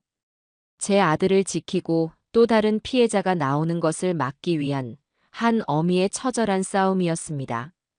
결전의 날이 다가올수록 제 마음속에는 한 가지 의문이 계속해서 맴돌았습니다. 최강민이라는 자가 상습적인 사기꾼이라는 것은 알겠지만 제 며느리 차주연은 대체 어떤 아이였기에 저런 끔찍한 일에 스스럼 없이 가담할 수 있었을까요? 평범한 가정에서 사랑받고 자란 누구에게나 친절하고 상냥했던 그 아이의 모습 뒤에는 과연 무엇이 숨겨져 있었을까요? 저는 저 악마의 뿌리를 알아야만 했습니다. 그 근원을 파헤쳐야만 이 지독한 전쟁을 완벽하게 끝낼 수 있을 것 같았어요. 저는 영희에게 차주연의 과거에 대해 더 깊이 알아봐 달라고 부탁했습니다. 영희는 며칠 밤낮으로 며느리의 과거 행적을 쫓았습니다. 그녀의 학창시절 친구들부터 예전에 다녔던 직장 동료들의 연락처까지 수소문하며 끈질기게 파고들었어요. 그리고 마침내 아주 의미 있는 사실 하나를 발견해냈습니다. 차주현이 제 아들을 만나기 불과 1년 전 한 사업가와 결혼을 약속했다가 갑자기 파혼한 경험이 있다는 것이었어요. 당시 주변에는 성격 차이라는 이유를 댔지만 무언가 석연치 않은 구석이 많았다는 소문이 파다했다고 합니다. 영희는 포기하지 않고 수소문한 끝에 마침내 차주연의 전 약혼자였던 그 남자와 연락이 닿았습니다. 처음에 그는 차주연에 대한 이야기를 꺼내는 것 자체를 극도로 꺼려했습니다. 끔찍했던 과거를 다시 들추고 싶지 않다는 것이었어요. 하지만 제가 떨리는 목소리로 제 아들의 상황을 설명하며 사람 하나 살리는 셈 치고 제발 도와달라고 간절히 애원하자 그는 오랫동안 침묵을 지키다가 어렵게 입을 열었습니다. 저는 영희와 함께 그를 만나기 위해 약속 장소인 한적한 카페로 향했습니다. 카페에 먼저 도착해 있던 남자의 얼굴에는 깊은 상처의 흔적이 남아 있었습니다. 그는 씁쓸한 미소를 지으며 차주현을 처음 만났던 날을 회상하기 시작했어요. 우연히 참석한 한 모임에서 처음 만난 차주현은 그에게 마치 천사처럼 다가왔다고 합니다. 아름다운 외모와 상냥한 말투, 상대방을 편안하게 해주는 배려심까지. 그는 첫눈에 그녀에게 반했고 두 사람은 급속도로 가까워져 결혼을 약속하는 사이가 되었다고 해요. 하지만 시간이 지날수록 그녀의 천사 같은 가면 뒤에 숨겨진 탐욕스러운 본성이 조금씩 드러나기 시작했습니다. 그녀는 유독 제 재산에 대해 묻는 일이 잦았어요. 처음에는 그냥 결혼 준비를 위해 그러는가 보다 하고 대수롭지 않게 넘겼죠. 하지만 질문은 점점 더 노골적으로 변해갔습니다. 제가 소유한 부동산의 시세나 부모님께 물려받을 유산의 규모, 심지어는 제가 가입한 보험 상품에 대해서까지 아주 상세하게 물어보더군요. 뭔가 이상하다는 느낌이 들기 시작한 건 그때부터였어요. 그의 이야기는 제가 겪었던 일과 소름 끼치도록 닮아 있었습니다. 그는 차주현과 함께 등산을 갔다가 발을 헛디뎌 절벽 아래로 떨어질 뻔한 아찔한 경험을 한 적도 있다고 했습니다. 다행히 나뭇가지를 붙잡아 목숨을 건졌지만 지금 생각해보면 그것이 단순한 사고가 아니었을지도 모른다는 생각이 든다고 했어요. 그리고 결정적으로 파혼을 결심하게 된 계기가 있었습니다. 어느 날 제 차를 운전하는데 브레이크가 평소와는 다르게 너무 헐겁다는 느낌이 들었어요. 이상해서 급히 차를 세우고 확인해 보니 누군가 고의로 브레이크 오일을 빼낸 흔적이 있었습니다. 정비소에서는 하마터면 큰일 날 뻔했다며 이건 명백한 사고가 아니라 사건이라고 하더군요. 저는 그 길로 그녀에게 달려가 이별을 통보했습니다. 증거는 없었지만 그 짓을 할 사람이 그녀 말고는 아무도 없다는 확신이 들었거든요. 그의 충격적인 고백을 듣는 동안 저는 온몸에 소름이 돋는 것을 느꼈습니다. 차주현은 처음부터 제 아들뿐만 아니라 부유한 남성들을 목표로 삼아 계획적으로 접근해 온 상습적인 범죄자였던 겁니다. 그녀는 자신의 탐욕을 채우기 위해서라면 사람의 목숨을 해치는 일조차 서슴지 않는 무서운 악마였어요. 전 약혼자의 증언은 차주현이라는 악마의 실체를 완벽하게 증명해 줄 또 하나의 결정적인 증거가 되어 주었습니다. 그는 자신의 경험이 담긴 진술서를 기꺼이 작성해 주었고 필요하다면 법정에서도 증언해 주겠다고 약속했습니다. 저는 그에게 몇 번이고 고개를 숙여 감사 인사를 전하고 카페를 나섰습니다. 밖으로 나오자 차가운 밤 공기가 제 뺨을 스쳤습니다. 저는 더 이상 차주현을 제 며느리로 생각하지 않기로 했습니다. 그녀는 그저 제 아들의 인생에 들러붙어 그 영혼과 재산, 그리고 목숨까지 갉아먹으려는 해충일 뿐이었어요. 그리고 저는 제 아들을 지키기 위해 그 어떤 해충이라도 기꺼이 제 손으로 박멸할 준비가 되어 있는 독한 어미였습니다. 이제 저 악마들의 패턴은 명확해졌습니다. 차주현이 부유한 사냥감을 물색해 접근하면 최강민이 뒤에서 그 계획을 설계하고 실행에 옮기는 끔찍한 공생관계. 그들의 다음 사냥터는 바로 이번 주 토요일이 될 등산로였습니다. 저는 그곳을 그들의 사냥터가 아닌 그들의 무덤으로 만들어주리라 굳게 결심했습니다. 제 평생을 바쳐서라도 말입니다. 카운트다운이 시작되었습니다. 결전의 날인 토요일까지 남은 시간은 단 사흘. 저와 영희는 영희의 사무실에 모여 마지막 작전 계획을 점검했습니다. 벽에는 커다란 지도가 붙어 있었고 그 위에는 며느리와 최강민의 예상 이동 경로, 경찰의 잠복 지점 등이 붉은색 펜으로 꼼꼼하게 표시되어 있었어요. 모든 것이 완벽하게 준비된 것 같았지만 제 마음속에는 떨쳐낼 수 없는 불안감이 남아 있었습니다. 영희야, 우리가 예측한 그 장소가 정말 확실할까? 만약 저것들이 갑자기 계획을 바꿔 다른 곳으로 간다면 모든 게 수포로 돌아가는 거잖아. 제 말에 영희는 잠시 지도를 바라보더니 결심한 듯 제 손을 잡았습니다. 순호가, 그럼 우리 눈으로 직접 확인하러 가자. 백문이 불여일견이라고 했어. 직접 현장을 둘러보면 우리의 계획에 더 확신을 가질 수 있을 거야.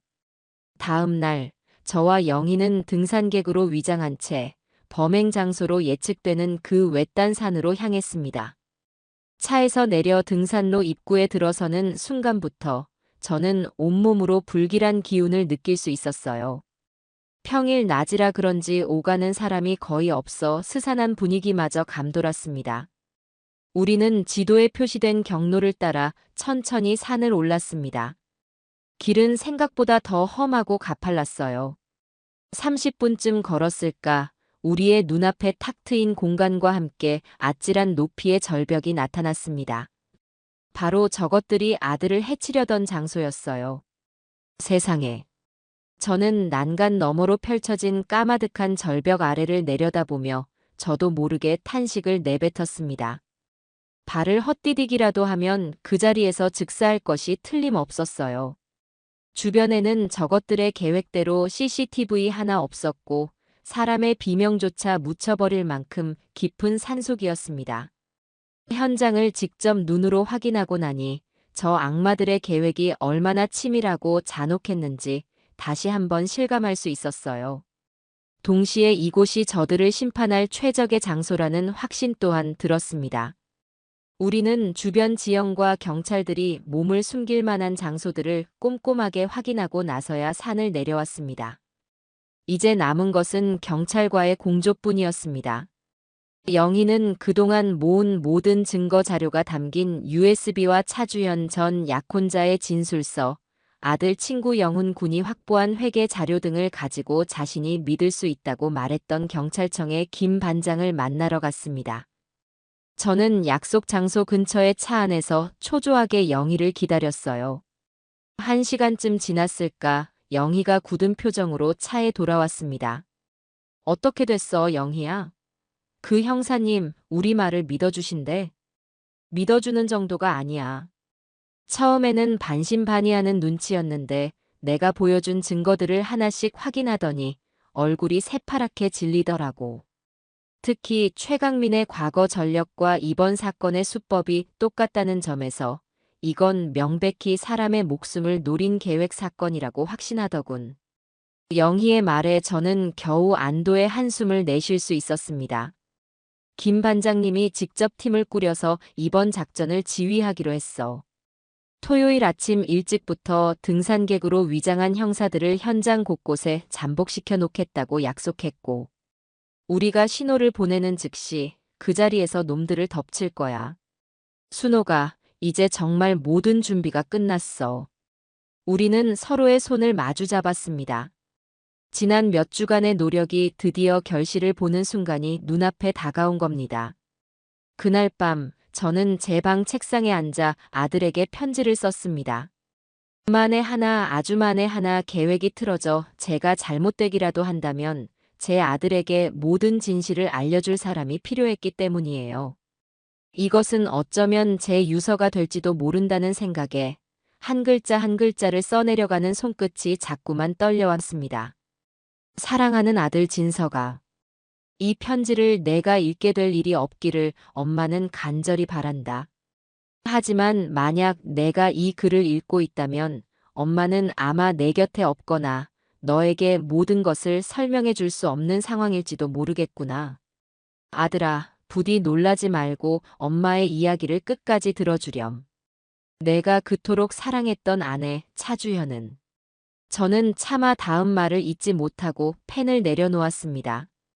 제 아들이 이 진실을 알게 되었을 때 얼마나 큰 상처를 받게 될까요? 세상을 다 잃은 것 같은 절망감에 무너지지는 않을까요? 가슴이 미어졌지만 저는 다시 펜을 들었습니다. 아픔을 겪더라도 제 아들은 진실을 알아야만 했습니다. 그리고 그 상처를 이겨내고 다시 일어서야만 했어요. 저는 제가 침대 밑에서 들었던 끔찍한 대화부터 그들의 범행을 막기 위해 고군분투했던 모든 과정을 담담하게 편지에 적어 내려갔습니다. 편지를 다 쓰고 봉투에 넣어 서랍 깊숙한 곳에 넣어두고 나니 어느새 창밖이 희미하게 밝아오고 있었습니다. 이제 단 하루가 남았습니다. 폭풍전야의 고요함 속에서 저는 마지막 결전의 아침이 밝아오기를 기다렸습니다. 결전의 날인 토요일 아침이 밝았습니다. 저는 동이 트기도 전에 잠에서 깨어나 어젯밤 늦게까지 끓여놓은 황태 해장국을 보온병에 담았습니다.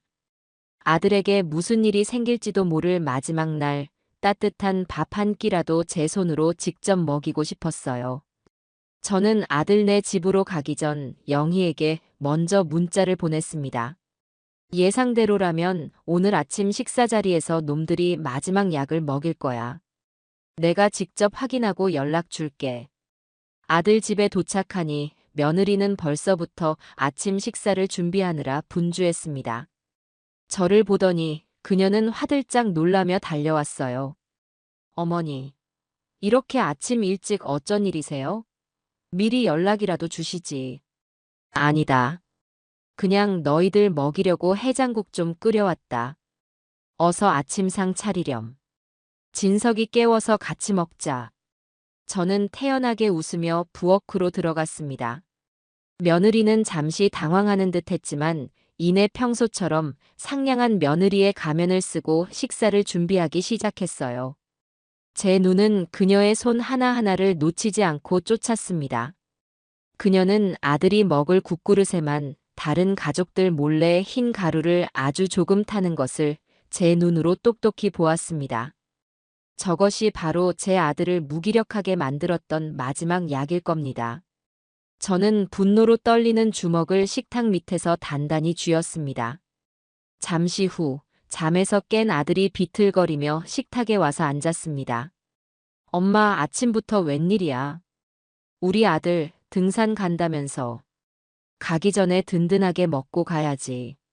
저는 아들의 얼굴을 애써 외면한 채 밥그릇을 아들 앞에 놓아주었습니다. 제 눈을 마주쳤다가는 이글거리는 분노와 슬픔을 들켜버릴 것 같았기 때문이에요.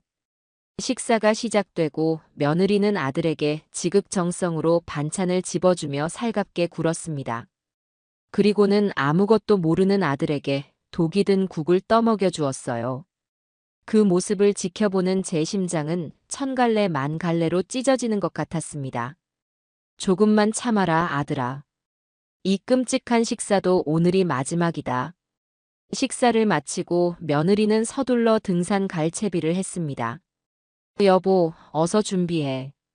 오늘 날씨 정말 좋대. 오랜만에 우리 둘이 상쾌한 공기 마시고 오자. 그러면 당신 머리 아픈 것도 싹 나을 거야. 그녀는 약 기운에 취해 소파에 멍하니 앉아있는 아들을 교묘하게 부추겼습니다. 아들은 가기 싫은 듯 잠시 망설였지만 며느리의 계속되는 설득에 결국 힘없이 자리에서 일어났어요. 저는 아무 말 없이 그저 두 사람을 지켜볼 수밖에 없었습니다. 제 아들이 마치 도살장에 끌려가는 소처럼 제 발로 사지로 걸어 들어가는 모습을 그저 보고만 있어야 했습니다. 어머니, 저희 다녀올게요. 집 잘 보고 계세요. 며느리는 현관을 나서며 제게 해맑게 웃어 보였습니다. 그 미소에 담긴 악마의 속내를 생각하니 온몸에 소름이 돋았습니다. 두 사람이 집을 나서자마자 제 전쟁도 시작되었습니다. 저는 즉시 영희에게 전화를 걸어 상황을 알렸습니다. 영희야, 나야. 지금 놈들이 집에서 출발했어. 예상대로야. 알았어, 순호가. 나도 지금 막 아파트 주차장으로 들어섰어. 너는 서두르지 말고 놈들이 단지를 완전히 빠져나간 뒤에 내려와. 저는 창문 커튼 뒤에 숨어 며느리가 운전하는 차가 아파트 주차장을 빠져나가는 것을 끝까지 확인했습니다. 그리고는 영희의 차에 재빨리 올라탔어요. 차 안에는 무전기와 노트북 등 마치 형사들의 작전 차량처럼 보이는 장비들이 갖춰져 있었습니다. 김 반장님하고는 계속 연락하고 있어. 이미 현장에는 우리 팀원들이 등산객으로 위장해서 다 깔려 있다고 해. 우리는 저놈들 차를 일정 거리를 두고 따라가면서 상황을 지켜보기만 하면 돼. 영희는 침착하게 상황을 설명하며 차를 출발시켰습니다.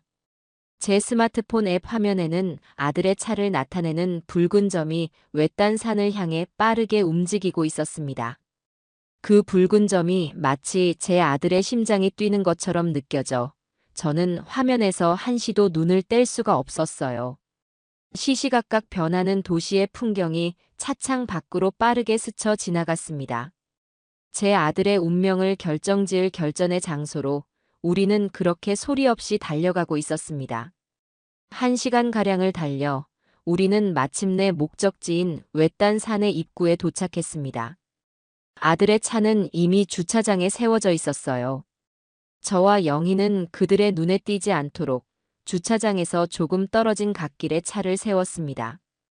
영희는 무전기를 통해 김 반장과 마지막 교신을 나눴어요.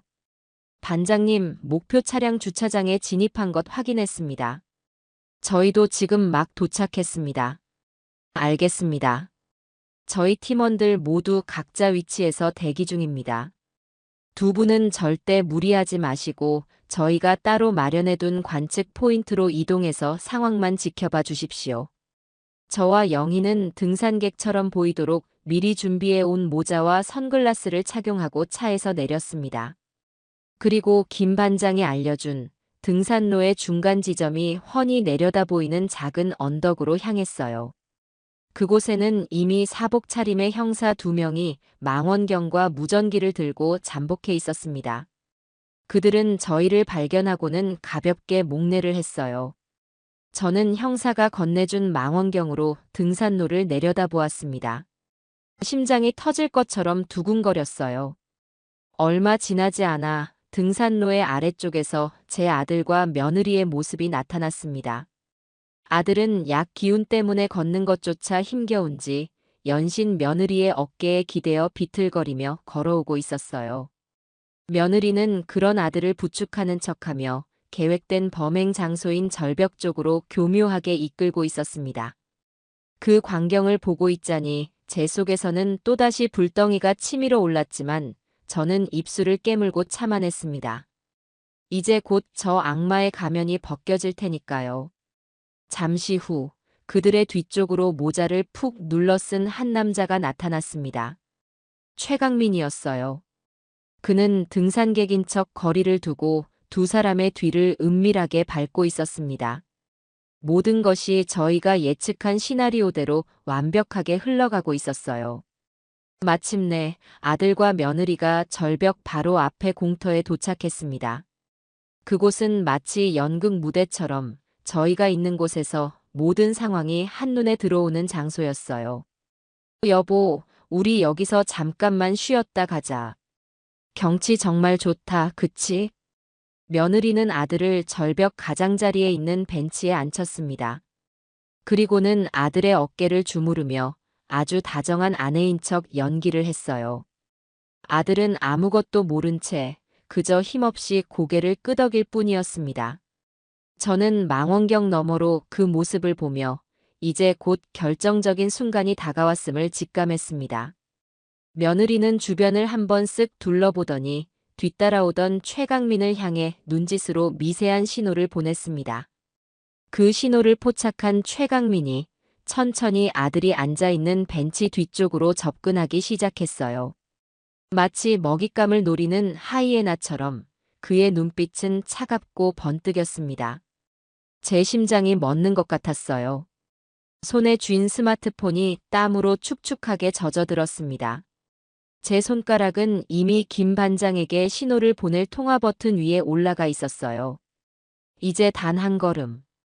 최강민이 아들의 등 뒤로 손을 뻗기 위해 한 걸음만 더 내디디면 모든 것이 끝나는 순간이었습니다. 그의 발이 움직이는 것이 슬로우 모션처럼 보였습니다.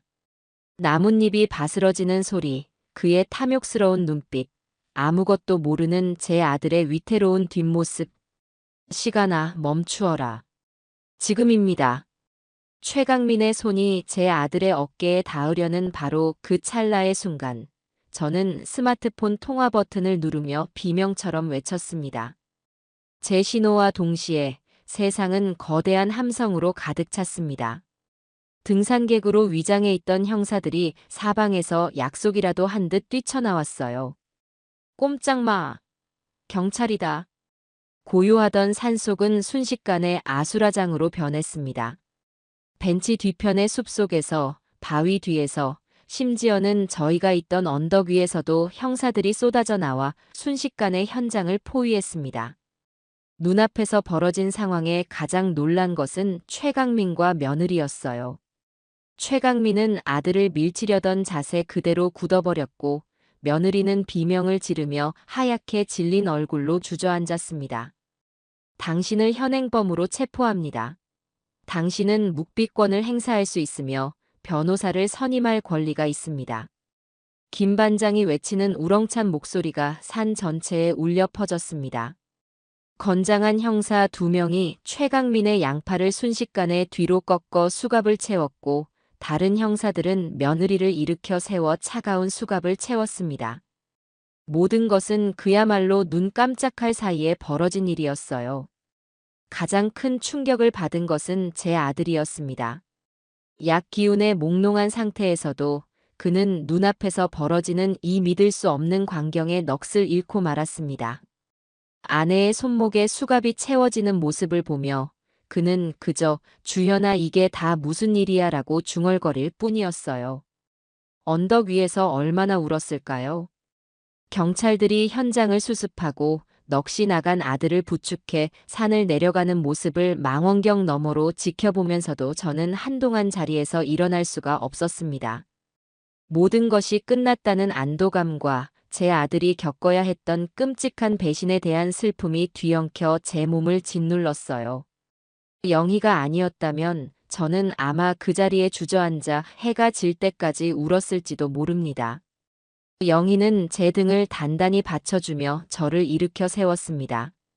순호가 이제 일어나야 해. 아직 모든 게 끝난 게 아니야. 내려가서 진석이 곁을 지켜줘야지. 영희의 말에 정신이 번쩍 들었습니다. 맞아요. 이제부터가 진짜 시작이었습니다. 제 아들이 감당해야 할 진실의 무게는 저 아찔한 절벽보다 더 깊고 무거울 테니까요. 저와 영희는 서둘러 산을 내려왔습니다. 등산로 입구는 이미 경찰 통제선이 쳐져 있었고 구급차와 경찰차들이 요란하게 불빛을 밝히고 있었어요. 저는 통제선 너머 구급차 옆에 멍하니 앉아있는 아들을 발견하고는 한달음에 달려갔습니다. 진석아, 괜찮아? 어디 다친 데는 없어. 제가 아들의 어깨를 붙잡고 흔들자 아들은 초점 없는 눈으로 저를 올려다봤습니다. 엄마 이게 어떻게 된 일이야? 왜 주현이가 경찰차에 타고 있는 거야? 다들 왜 그래? 아들은 아직도 눈앞의 현실을 받아들이지 못하고 있었어요.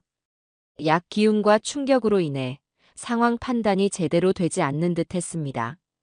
바로 그때 수갑을 찬 채 형사들에게 끌려가던 며느리가 저를 발견하고는 악을 쓰기 시작했습니다. 어머니가 꾸민 짓이죠? 그렇죠?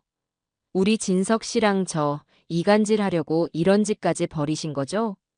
어떻게 어머니가 저희한테 이럴 수 있어요?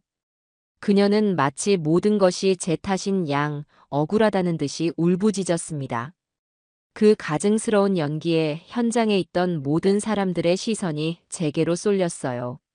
하지만 저는 더 이상 예전처럼 당하고만 있는 약한 김순옥이 아니었습니다. 저는 제 아들의 앞을 가로막고 서서 차갑고 단호한 목소리로 며느리를 쏘아붙였습니다. 그 더러운 입 닥치거라. 내가 지금까지 내 아들에게 무슨 짓을 했는지 나는 다 알고 있다. 내 악마 같은 연극은 이제 끝났어. 제 기세에 눌린 며느리는 순간 입을 다물었지만 이내 다시 발악하기 시작했습니다. 하지만 형사들은 그녀에게 더 이상 말할 기회를 주지 않고 거칠게 경찰차 뒷좌석으로 밀어넣었어요. 최강민 역시 모든 것을 포기한 듯 고개를 푹 숙인 채 순순히 차에 올라탔습니다. 두 악마를 태운 경찰차가 요란한 사이렌 소리를 울리며 산길을 빠져나가는 모습을 우리는 그저 멍하니 바라볼 수밖에 없었습니다. 저와 아들은 참고인 조사를 위해 경찰서로 함께 이동했습니다. 차를 타고 가는 내내 아들은 창밖만 바라보며 아무 말도 하지 않았어요. 저는 그런 아들의 손을 그저 따뜻하게 잡아주는 것밖에는 할 수 있는 일이 없었습니다. 경찰서에 도착하자 김 반장님이 저희를 따로 조사실 옆에 작은 상담실로 안내했습니다. 그곳에서 김 반장님은 아들의 앞에 제가 그동안 모아왔던 모든 증거들을 하나씩 꺼내놓기 시작했습니다. 고진석 씨, 지금부터 제가 보여드리는 것들을 잘 보시고 마음 단단히 먹으셔야 합니다. 이건 고진석 씨의 아내인 차주현 씨가 벌인 일들에 대한 증거 자료들입니다. 김 반장님은 가장 먼저 제가 침대 밑에서 녹음했던 녹음 파일을 재생했습니다. 상담실 안에는 며느리와 최강민이 제 아들을 해치려는 끔찍한 계획을 세우는 목소리가 생생하게 울려 퍼졌어요. 아들은 녹음 파일을 듣는 내내 믿을 수 없다는 표정으로 귀를 막고 고개를 저었습니다. 아니야, 아닐 거야. 주연이가 이럴 리가 없어. 이건 조작된 거야. 하지만 이어지는 증거들 앞에서 아들의 부정은 처참하게 무너져 내렸습니다. 김 반장님은 며느리가 아들에게 먹여온 약물의 성분 분석표를 보여주었습니다. 사람의 정신을 서서히 파괴하는 아주 해로운 약물이라는 설명과 함께요. 그리고 아들 명의로 가입된 수십억 원대의 생명보험 계약서, 사본들, 수익자가 모두 차주현으로 되어 있는 그 서류들을 아들의 눈앞에 펼쳐 보였습니다. 이것뿐만이 아닙니다. 차주현 씨는 최강민과 공모하여 고진석 씨의 회사 자금을 유령회사로 빼돌린 혐의도 받고 있습니다. 이건 그 증거 자료인 회계장부입니다. 아들 친구 영훈 군이 넘겨주었던 서류가 테이블 위에 올려졌습니다. 아들은 하얗게 질린 얼굴로 서류들을 내려다봤어요. 자신의 필체로 서명된 투자 계약서들을 보며 아들의 눈동자가 파르르 떨려왔습니다. 마지막으로 김 반장님은 차주현의 전 약혼자가 작성한 진술서를 아들에게 읽어주었습니다. 과거에도 똑같은 수법으로 다른 남자의 목숨과 재산을 노렸다는 사실이 밝혀지는 순간 아들은 마침내 무너져 내렸습니다. 아! 아들은 어린아이처럼 목 놓아 울기 시작했습니다. 자신이 그토록 사랑하고 믿었던 아내가 자신의 모든 것을 파괴하려 했던 악마였다는 진실을 그는 더 이상 감당할 수 없었던 겁니다. 배신감과 충격, 그리고 자기 자신에 대한 원망이 뒤섞인 처절한 울음소리가 상담실을 가득 메웠습니다. 저는 그런 아들을 아무 말 없이 끌어안고 함께 울었습니다.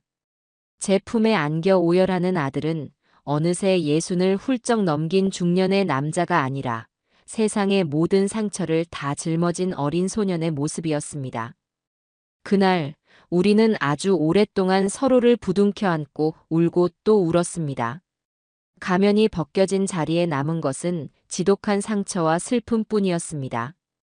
경찰서에서의 조사는 밤늦게까지 이어졌습니다.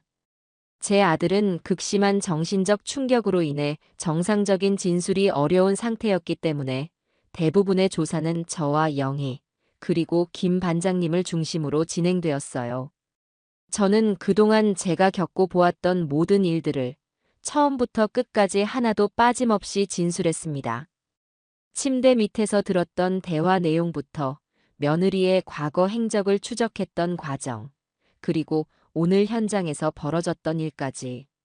제 진술을 받아 적던 젊은 형사의 얼굴에는 놀라움과 존경심이 뒤섞여 있었어요. 어머님 정말 대단하십니다. 어머님이 아니셨으면 정말 끔찍한 일이 벌어질 뻔했습니다. 그의 말에 저는 그저 힘없이 웃어 보일 뿐이었습니다. 제가 대단해서가 아니었어요. 제 새끼를 구하려는 어미의 본능이 저를 그렇게 만들었을 뿐입니다. 조사를 받는 동안 며느리와 최강민은 모든 혐의를 완강하게 부인하고 있다는 소식이 들려왔습니다. 등사는 정말 순수한 의도였으며 현장에서의 일은 모두 제가 꾸며낸 모함이라는 주장을 뻔뻔하게 펼치고 있다고 했어요. 하지만 그들의 발악은 오래가지 못했습니다. 김 반장님이 그들의 면전에 제가 모은 증거들을 하나씩 던졌을 때 그들의 거짓말은 산산조각이 나버렸습니다. 특히 자신들의 목소리가 담긴 녹음 파일과 약물의 성분 분석 결과, 그리고 과거의 피해자들 증언이 공개되자 두 강만은 더 이상 아무런 말도 하지 못하고 고개를 숙였다고 합니다. 경찰의 공식적인 수사가 시작되자 며느리와 최강민의 추가 범죄들이 본물 터지듯 드러나기 시작했습니다. 두 사람은 제 아들의 회사 자금을 빼돌린 것 외에도 최강민의 명의로 여러 개의 대포 통장을 만들어 불법적인 자금 세탁을 해온 정황이 포착되었어요. 또한 과거 최강민의 보험 사기 사건 역시 재수사에 착수되었고, 그 과정에서 며느리가 처음부터 그 사건에 깊숙이 개입되어 있었다는 새로운 증거들이 발견되었습니다. 그들은 상습적으로 부유한 남성들을 물색해 접근한 뒤, 한 명은 밖에서 바람을 잡고 다른 한 명은 안에서 상대를 교묘하게 조종하는 방식으로 사기와 범죄를 저질러 온 전문 범죄 조직이나 다름없었습니다. 다음 날 저희의 이야기는 세상에 알려졌습니다. 아침 뉴스부터 시작해서 인터넷 신문과 각종 언론 매체에서 두 얼굴의 며느리, 어머니의 기지로 막아낸 비극이라는 자극적인 제목으로 저희의 사건을 대대적으로 보도하기 시작했어요. 저희 집 앞에는 아침부터 기자들이 진을 치고 있었고, 제 전화기는 쉴 새 없이 울려댔습니다. 저는 아들을 보호하기 위해 당분간 제 집으로 아들을 데려와 함께 지내기로 했습니다. 엄마 미안해. 나 때문에 엄마까지 힘들게 해서. 아들은 거실 소파에 앉아 텔레비전 뉴스에 나오는 자신의 이야기를 멍하니 바라보며 말했습니다. 저는 그런 아들의 어깨를 말없이 감싸 안아 주었어요. 아니다, 아들. 뭐가 미안해. 지금은 아무 생각 말고 그냥 푹 쉬기만 해. 나머지는 다 이 엄마가 알아서 할 테니. 뉴스가 나가고 세상의 반응은 폭발적이었습니다. 인터넷 기사의 댓글에는 며느리와 최강민의 악행에 분노하는 사람들의 목소리가 가득했어요. 그리고 동시에 저의 행동을 칭찬하고 응원하는 글들도 수없이 많이 올라왔습니다. 어머니는 위대하다, 현대판 셜록 홈즈 할머니, 저런 며느리는 절대 용서하면 안 된다는 댓글들을 보며 저는 씁쓸하면서도 한편으로는 위안을 얻었습니다. 이 세상에는 아직 정의가 살아있고 제 아들의 아픔에 함께 공감해주는 따뜻한 사람들이 이렇게나 많다는 사실이에요. 법의 심판은 이제 막 시작되었지만 어쩌면 저 두 악마는 이미 세상 사람들로부터 가장 무서운 심판을 받고 있는 것일지도 모릅니다. 시간이 약이라는 말이 있지만 제 아들에게는 그 시간이 마치 멈춰버린 듯 했습니다. 아들은 집으로 돌아온 뒤에도 며칠 동안 방 안에 틀어박혀 나오지 않았어요. 식사도 거부하고 잠도 제대로 자지 못하는 듯 했습니다. 굳게 닫힌 아들의 방문을 볼 때마다 제 마음은 타들어가는 것 같았어요. 사랑했던 아내에 대한 끔찍한 배신감, 그리고 모든 것을 의심 없이 믿었던 자기 자신에 대한 자책감이 제 아들을 깊은 동굴 속에 가둬버린 겁니다. 저는 그런 아들을 억지로 끌어내기보다는 그저 묵묵히 기다려주기로 했습니다. 매일 아침 저녁으로 아들이 좋아하는 음식을 만들어 방문 앞에 놓아주고 조용히 아들의 이름을 부르며 기도하는 것밖에는 할 수 있는 일이 없었어요. 그렇게 일주일이라는 시간이 흘렀을까? 어느 날 저녁, 제가 방문 앞에 저녁상을 놓고 돌아서려는데 등 뒤에서 굳게 닫혀있던 방문이 아주 천천히 열렸습니다. 문틈으로 헬쑥해진 아들의 얼굴이 보였어요. 엄마. 아들은 아주 작은 목소리로 저를 불렀습니다. 저는 뒤돌아서서 아들을 마주봤어요. 그 짧은 순간 우리는 아무 말도 하지 않았습니다. 그저 서로의 눈을 바라볼 뿐이었죠. 아들의 눈에는 수많은 감정들이 담겨 있었습니다. 미안함, 고마움, 그리고 깊은 슬픔. 잠시 후 아들은 제 앞에 다가와 아무 말 없이 저를 와락 끌어안았습니다. 그리고는 제 어깨에 얼굴을 묻고 어린아이처럼 서럽게 울기 시작했어요. 엄마 미안해. 정말 미안해, 엄마. 아들은 울음 섞인 목소리로 계속해서 미안하다는 말만 되풀이했습니다. 제 옷깃이 아들의 뜨거운 눈물로 축축하게 젖어들었어요. 내가 너무 바보 같았어. 엄마가 그 사람에 대해 안 좋게 말했을 때 그냥 흘려듣지 말았어야 했는데. 엄마 말을 믿지 않고 오히려 엄마를 원망했던 내가 너무 한심하고 증오스러워. 나 때문에 엄마가 얼마나 마음고생이 심했을지 정말 미안해, 엄마. 나를 용서하지 마. 저는 그런 아들의 등을 말없이 토닥여 주었습니다. 그리고는 아들의 얼굴을 두 손으로 감싸고 눈을 맞추며 말했어요. 아니다, 아들. 뭐가 미안해. 너는 아무 잘못 없어. 사랑에 눈이 멀면 누구나 그렇게 되는 거란다. 그러니 더는 자책하지 마. 지난 일은 이제 다 잊고 새로 시작하면 되는 거야. 이 엄마가 옆에서 끝까지 도와줄게. 그러니 기운내, 내 아들. 제 말에 아들은 또다시 눈물을 왈칵 쏟아냈습니다. 그날 밤 우리는 아주 오랫동안 서로를 부둥켜 안고 그동안 서로에게 하지 못했던 이야기들을 나누며 아픈 마음을 달랬습니다. 아들의 눈물은 상처받은 영혼을 치유하는 첫걸음이었을 겁니다. 그날 이후 아들은 조금씩 기운을 차리기 시작했습니다. 여전히 웃음을 되찾지는 못했지만 꼬박꼬박 식사를 했고 제가 권유한 심리 상담에도 순순히 응해주었어요. 상담을 통해 자신의 감정을 솔직하게 털어놓는 법을 배우면서 아들의 얼굴에도 아주 조금씩이지만 생기가 돌아오기 시작했습니다. 저는 그런 아들의 곁을 지키며 제가 해줄 수 있는 최선을 다했습니다. 따뜻한 밥을 지어 먹이고 밤에는 함께 거실에 앉아 옛날 앨범을 보며 행복했던 추억들을 이야기했어요. 아들이 어릴 적 아빠와 함께 갯벌에 가서 찍었던 사진을 보며 우리는 오랜만에 함께 웃기도 했습니다. 일상으로의 회복은 아주 더디고 조용한 과정이었습니다. 하지만 우리는 그 과정 속에서 과거에는 미처 알지 못했던 서로의 소중함을 다시 한번 깨닫고 있었어요. 아들은 제게 더 의지하게 되었고 저 역시 아들을 통해 삶의 의미를 다시 찾게 되었습니다. 상처는 깊었지만 그 상처를 통해 우리의 관계는 그 어느 때보다 더 단단하게 얽히고 있었던 겁니다. 어느 주말 오후 집으로 영희가 찾아왔습니다. 손에는 작은 케이크 상자를 들고서요. 순호가 고생 많았다. 이제 정말 다 끝났으니 우리끼리 조촐하게 축하라도 해야지. 저는 영희를 위해 정성껏 저녁상을 차렸습니다. 우리는 식탁에 마주 앉아 지난 몇 주간 겪었던 지옥 같았던 시간들을 회상했습니다. 내가 아니었으면 나는 아무것도 할 수 없었을 거야, 영희야.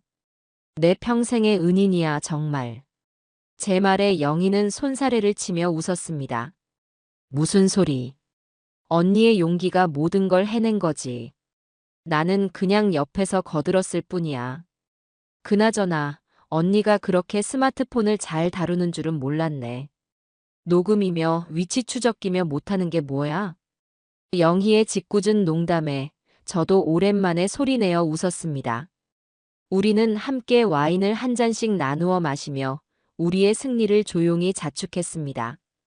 그것은 화려한 파티는 아니었지만 그 어떤 축하 자리보다 더 의미 있고 따뜻한 시간이었습니다. 서로의 존재가 얼마나 큰 힘이 되는지, 진정한 우정이 무엇인지를 다시 한번 깨닫게 해준 그런 밤이었어요. 시간은 흘러 마침내 차주현과 최강민에 대한 마지막 재판이 열리는 날이 되었습니다. 지난 몇 달간의 재판 과정에서 그들의 추가 범죄들이 속속 드러나면서 두 악마는 더 이상 그 어떤 동정의 여지도 받지 못하는 파렴치한 범죄자가 되어 있었어요. 저는 아들과 영희의 손을 꼭 잡고 법정 방청석에 앉았습니다. 제 아들은 이제 더 이상 예전처럼 위축되거나 슬퍼 보이지 않았습니다. 담담하고 의연한 표정으로 피고인석에 앉아있는 두 사람을 똑바로 마주보고 있었어요. 피고인석에 앉은 두 사람의 모습은 초라하기 그지없었습니다. 화려했던 차주현의 얼굴은 생기를 잃고 푸석푸석해져 있었고 최강민은 모든 것을 포기한 듯 허공만 멍하니 바라보고 있었지요. 재판장이 법정에 들어서고 기나긴 판결문이 낭독되기 시작했습니다. 판사는 두 사람의 죄목을 하나하나 열거하며 그들의 범행이 얼마나 반사회적이고 악랄했는지를 엄중한 목소리로 꾸짖었습니다. 사기, 횡령, 그리고 과거의 범죄들까지. 그들의 죄는 판결문을 한참 동안 읽어야 할 만큼이나 많고 무거웠습니다. 피고인 차주현, 피고인 최강민에게 각각 징역 25년을 선고한다. 재판장이 마지막 판결을 내리고 법봉을 내리치는 소리가 법정 안에 장엄하게 울려 퍼졌습니다. 땅, 땅, 땅. 그 소리는 마치 저 악마들의 인생에 마침표를 찍는 소리처럼 들렸습니다. 25년이라는 무거운 형량을 선고받은 며느리는 그 자리에 주저앉아 오열하기 시작했습니다. 하지만 그 눈물에 동정심을 보내는 사람은 아무도 없었어요. 그것은 뒤늦은 후회의 눈물이 아니라 자신의 탐욕스러운 인생이 끝장난 것에 대한 분노의 눈물이라는 것을 모두가 알고 있었기 때문입니다. 저와 아들, 그리고 영희는 조용히 법정을 빠져나왔습니다. 법원 계단을 내려오는 동안 우리는 아무 말도 하지 않았어요.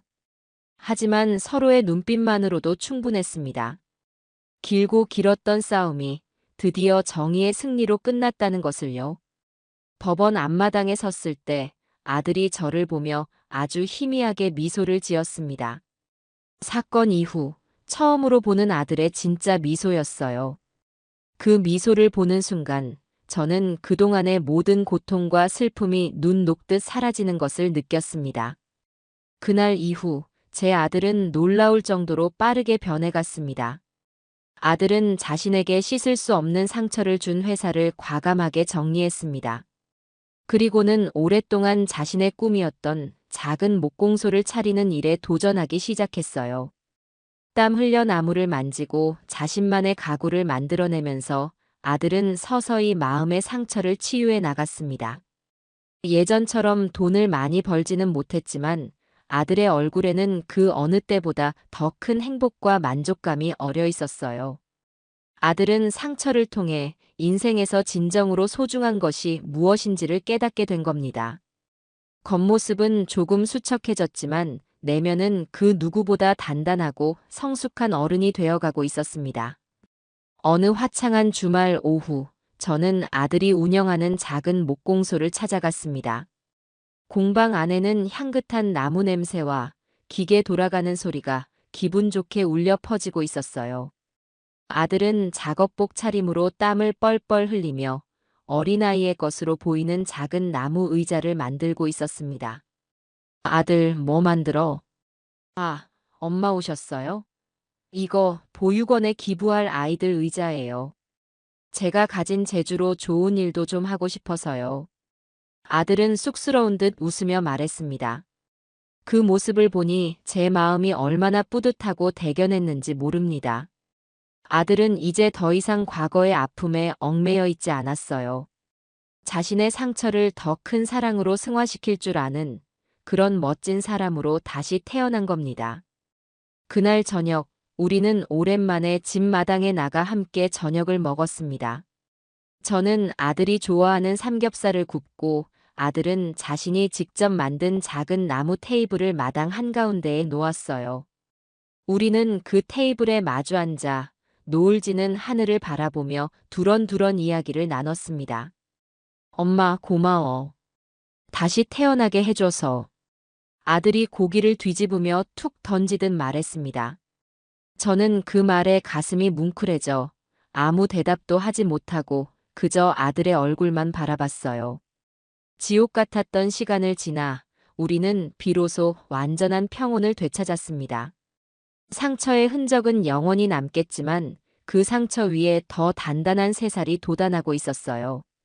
제 옆에서 환하게 웃고 있는 아들을 보니 이 세상 그 무엇도 더 부러울 것이 없습니다. 창밖으로 불어오는 저녁 바람이 마치 모든 것이 괜찮다고 정말 고생 많았다고 저와 아들을 위로해 주는 것만 같아요.